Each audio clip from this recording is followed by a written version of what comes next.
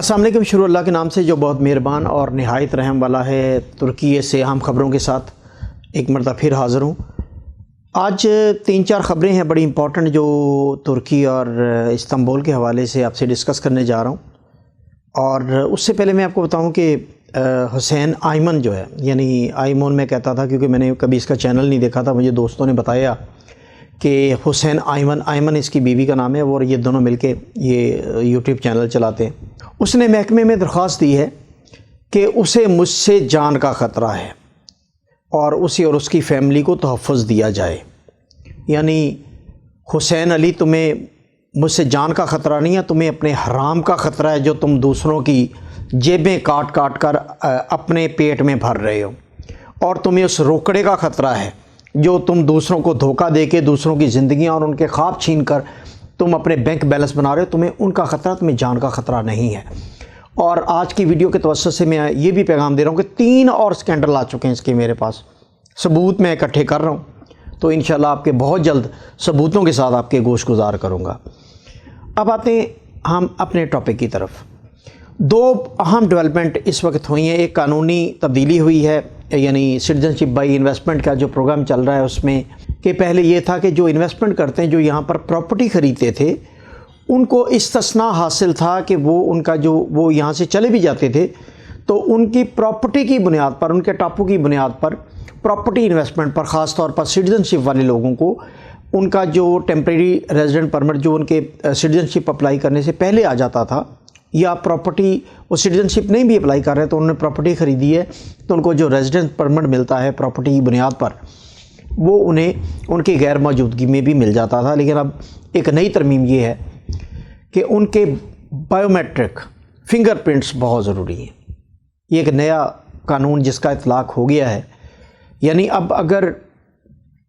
آپ پراپرٹی لی اور آپ چلے گئے ہیں اور آپ کا وکیل یا آپ کا کوئی بھی پاور اٹارنی جس کے پاس ہے، وکالت نامے جس کے پاس ہے، وہ آپ کی اقامت اپلائی کر کے منگوا لیتا تھا۔ لیکن اب کیا ہو رہا ہے؟ اب یہ ہو رہا ہے کہ کنڈیشن لگا دی ہے کہ جو متعلقہ شخص ہے اس کو گوچھ ادارے میں اس کے فنگر پرنٹس کا ہونا بڑا ضروری ہے۔ اب اس کا ایک حل یہ ہے، کچھ لوگ جو یعنی اتنا عرصہ نہیں یہاں سٹے کر سکتے، وہ پراپرٹی خریدتے ہیں اور وہ واپس چلے جاتے ہیں وکالت نامہ دے کے یا اپنے وکیل کو پاور اٹارنی دے کے،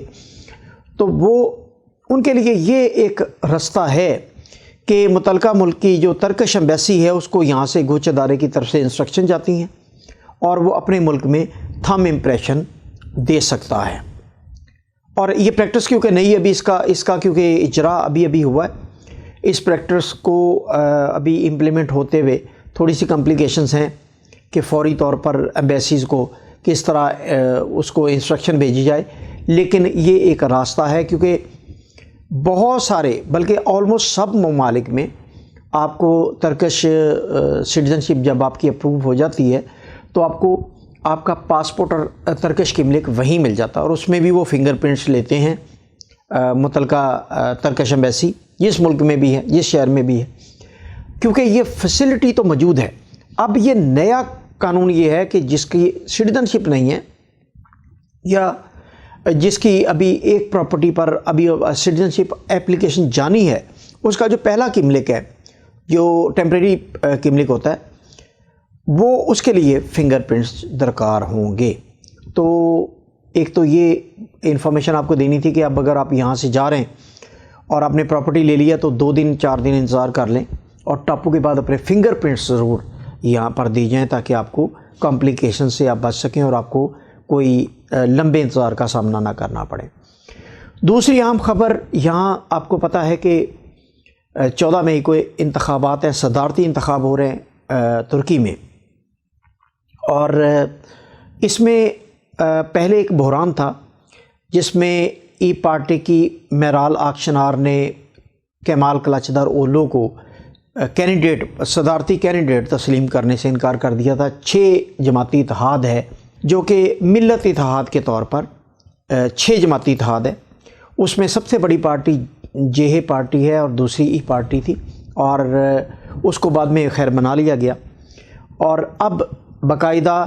کیمال کلچدار اولو کو کینڈیڈیٹ اناؤنس کر دیا گیا ہے 6 جماعتی الحاق کی طرف سے، اور اس کے بعد اس بحران سے نکلنے کے بعد امیجیٹلی 2-3 دن میں جو سروے کیا گیا وہ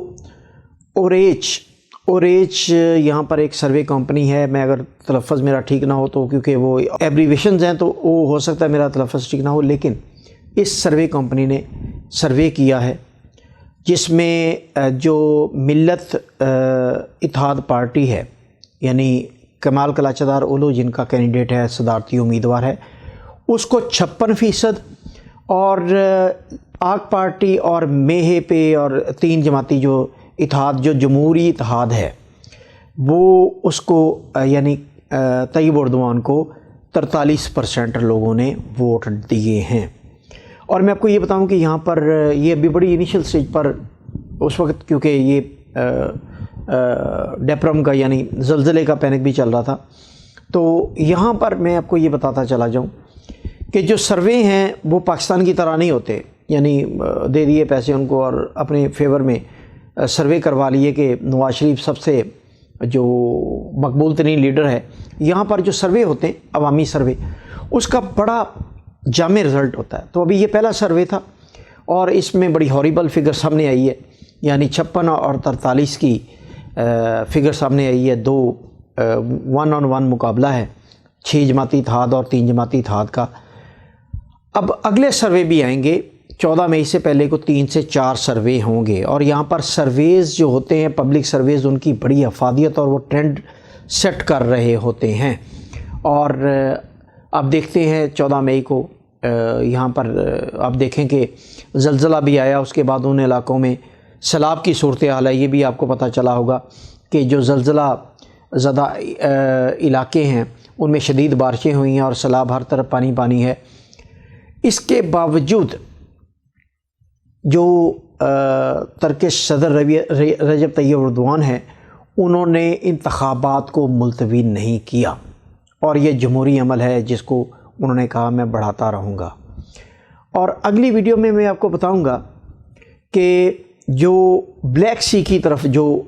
ایمرجنگ جو ایریاز ہیں، وہ ایمرجنگ ایریاز میں آپ کو بتاؤں گا کہ اس میں انویسٹمنٹ کے کیا مواقع ہیں، اور وہاں مستقبل میں انفراسٹرکچر کس طرف ڈیولپ ہونے جا رہا ہے۔ یہ بڑی مفصل ویڈیو آپ سے شیئر کروں گا۔ ہمارے چینل کو سبسکرائب کیجئے اور ہمارے ساتھ رہیے۔ بہت شکریہ۔